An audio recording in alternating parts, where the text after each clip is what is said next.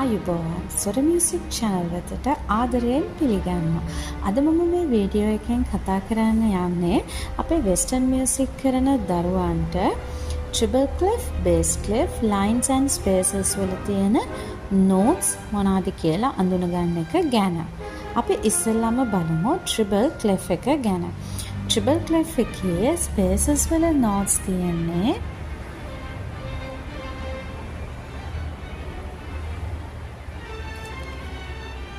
first space එකේ තියෙන්නේ F, second space A, third space C, fourth space E.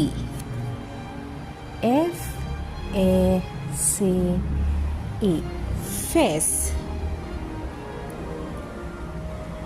ඊළඟට අපි බලමු bass clef එකේ spaces වල තියෙන notes මොනවද කියලා.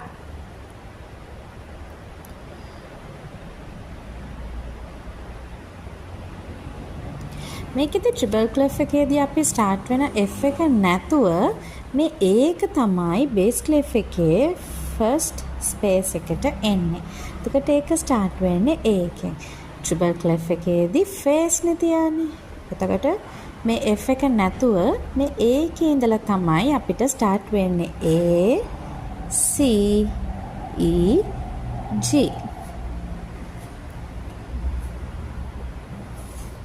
treble clef එක මතක තියාගත්තොත් face, bass clef එකේදී අපිට spaces notes identify කරගන්න හරිම ලේසි. මතක තියාගන්න treble clef එකේ spaces වල තියෙන F, A, C, E face. bass clef එකේදී අපි අර treble clef එකේ ආපු first F note එක cut කරලා ඒක තමයි අපි start එකට දාගන්නේ. A, C, E, G.